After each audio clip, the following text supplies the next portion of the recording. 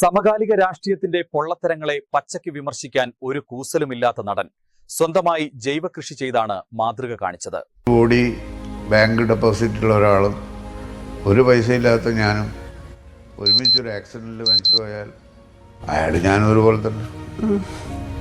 അയാളുടെ കോടികളൊന്നും അയാൾക്ക് കൊണ്ടുപോകാൻ പറ്റില്ല, ബാങ്കിൽ തന്നെ കിടക്കും.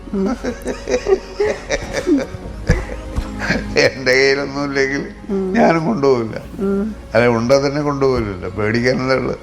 ഈ മരണത്തിന്റെ വേദനയെ പറ്റിയും അദ്ദേഹം ഓർമ്മിപ്പിച്ചു. ഹാസ്യത്തിനപ്പുറം മനുഷ്യജീവിതത്തിന്റെ വേദനകളും സത്യങ്ങളും നമ്മോട് പച്ചയായി പറഞ്ഞ ഒരു മഹാപ്രതിഭ. നമ്മൾ ഈ മരിക്കുന്ന ഘട്ടമാകുമ്പോൾ നമ്മൾ ഒരുപാട് സ്ട്രെയിൻ എടുക്കേണ്ടി വരുന്ന ഒരു ഘട്ടം വരുമ്പോൾ മാത്രമേ നമ്മൾ ബുദ്ധിമുട്ടേണ്ട കാര്യം. ഞാൻ പുകവലി പൂർണ്ണമായിട്ട് നിർത്തിക്കളഞ്ഞു. കഴിയുന്നിടത്തോളം കാലം ജീവിക്കാനാണ് നമ്മൾ ആഗ്രഹിക്കുന്നത്. ജീവിതത്തിൽ ഒരുപാട് കാര്യങ്ങളുണ്ടല്ലോ ചെയ്യാൻ. നമ്മുടെ സിനിമ സ്വപ്നങ്ങൾ അവസാനിക്കുന്നേ ഇല്ല.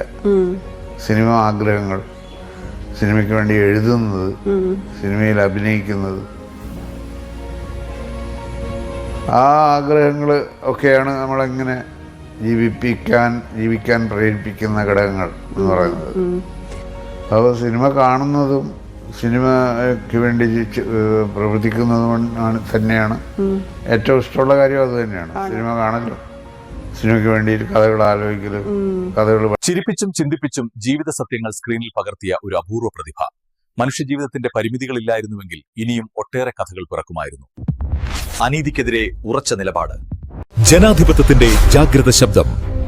വീഡിയോ ഷെയർ ചെയ്തും ചാനലിനെ സപ്പോർട്ട് ചെയ്തും നിലപാടിനൊപ്പം നിൽക്കുക.